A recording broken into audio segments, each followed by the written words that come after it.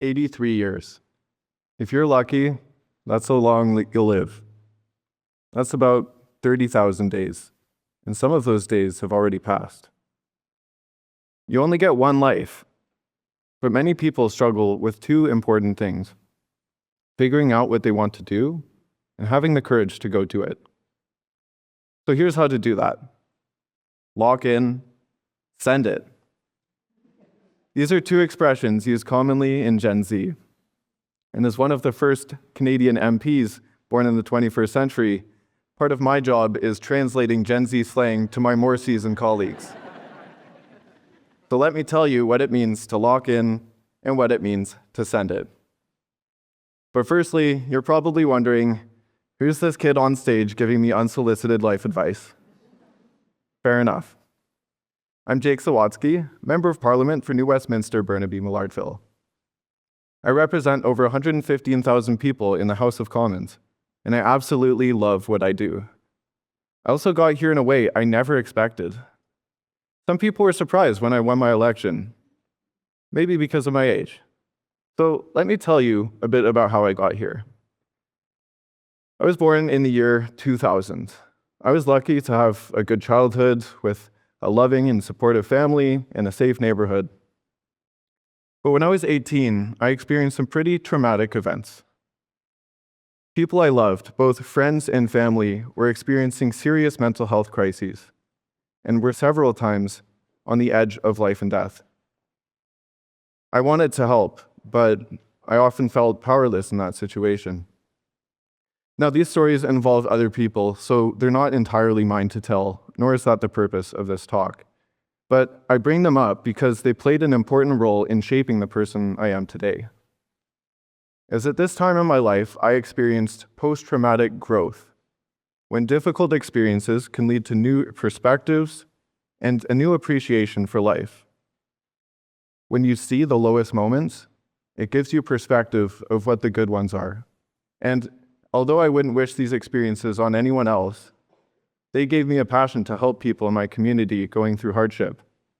As painful as they were, they gave me the courage to try new things, put myself out there, and they ultimately shaped my character.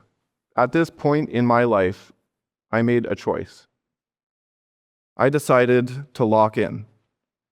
Locking in, for anyone who hasn't heard of it, is a Gen Z expression talking about blocking out distractions and really entering a deep state of focus.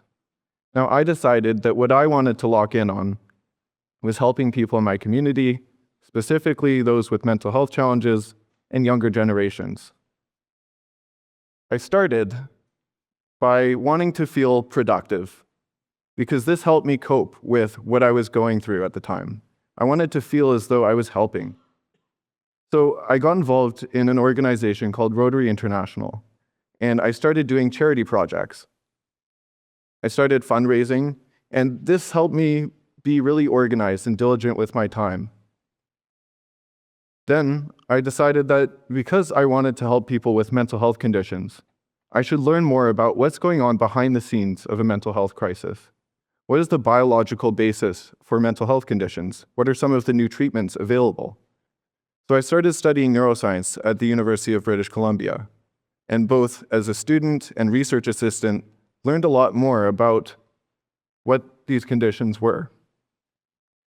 This then led me to get involved in a larger charity project called Drop the Puck for Mental Health, an annual hockey game fundraiser held at UBC to raise money for the Canadian Mental Health Association.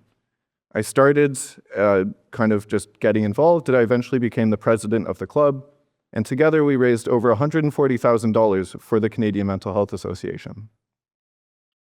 Locking in gave me direction, but direction alone isn't enough. You also have to be willing to go for it. And that's where this second idea comes in: sending it. Sending it is going all out for something, even if it's a bit risky or you might fail. Now, don't get me wrong, I'm not advocating for extreme stunts here. I take no responsibility for your parkour injuries. What I'm saying is that in your regular life, your work, your school, your relationships, your passion projects, You should be willing to take risks, even if you might fail. Some of the biggest opportunities in life come before you feel ready. And if you wait until you are ready, you might miss them completely. Here's an example. When I was with this Rotary International Club, I wanted to do something big. But we were doing these fundraisers, and they were these bottle drives and these donut sales, and they were great, but they weren't making much money, and they weren't cutting it. We needed to try something new.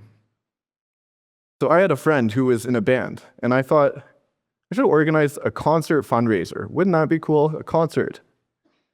I never organized a concert before. Didn't really know much about doing it. But I sent it. I was 19 years old at the time. I wasn't really necessarily ready, but I decided, let's try this out. And I had a friend, and so I talked to him, and he got his band down, and they got 4 other bands, and I reached out to the Roxy in downtown Vancouver, which is one of Vancouver's biggest nightclubs, and they said yes.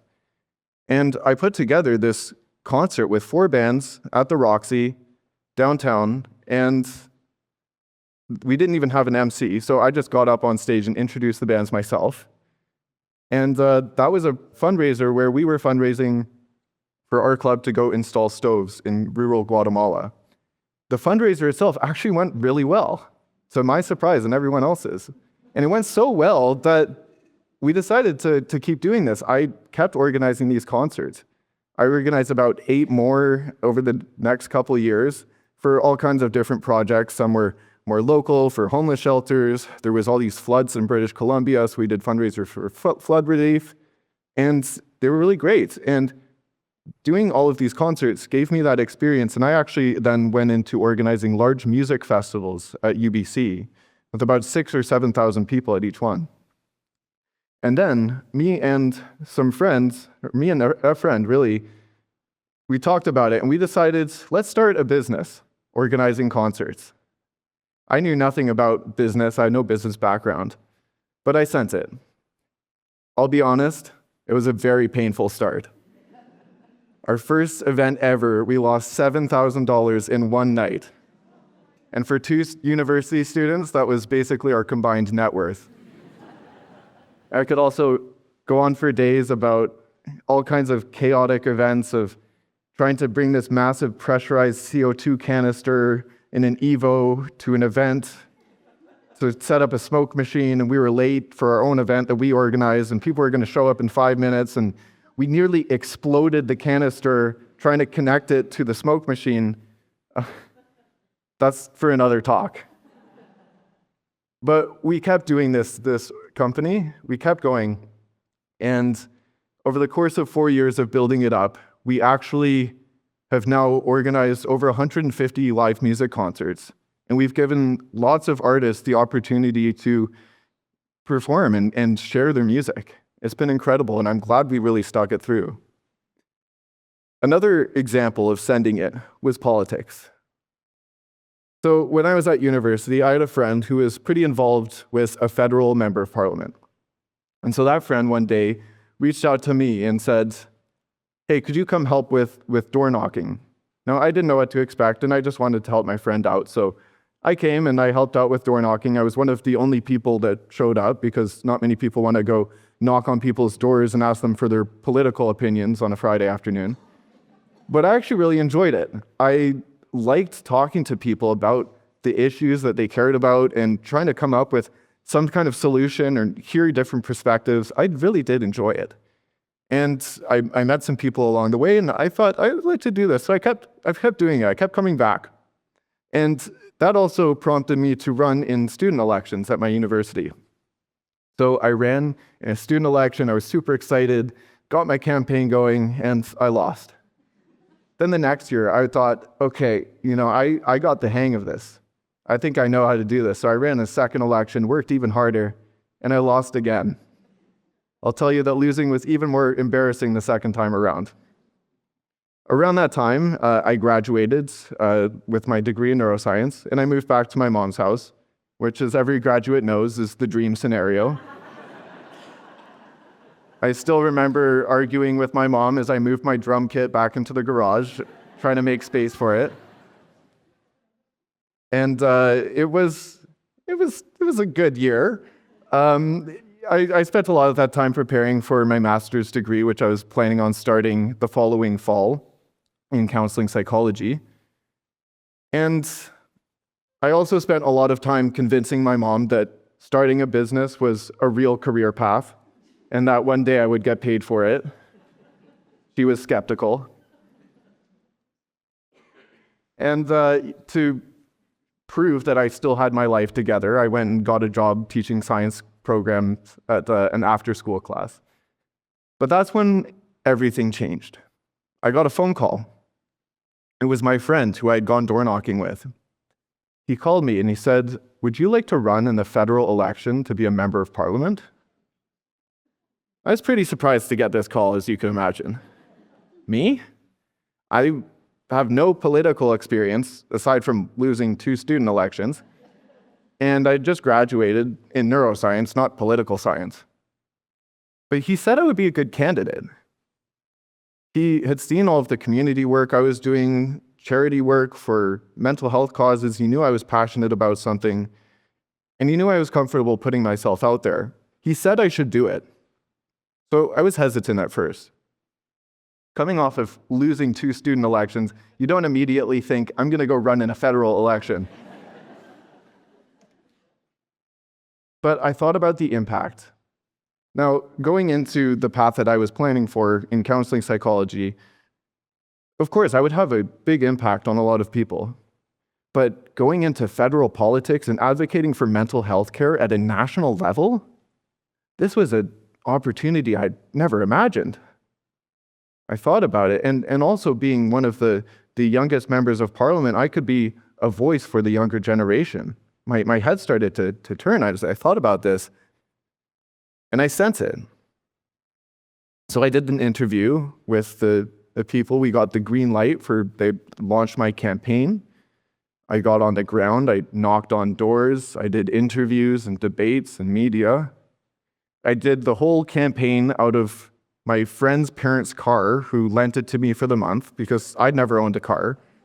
And that was the campaign office, was the car. I basically lived out of that car for a month and ran the whole campaign out of that car. The Prime Minister visited my riding twice. I got the chance to introduce him to my grandparents and my mom. It was an incredible experience. I worked really hard, and then election day came around, and I actually won. I still remember election night and calling my grandparents at 2 a.m, waking them up and saying, "Grandma, Grandpa, I'm a member of parliament."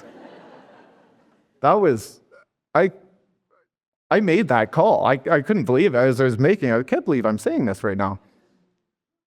So, needless to say, I put my master's degree on hold. I'm not doing that for the time being, and I'm putting my full focus here in on politics. Going full send, as the kids say.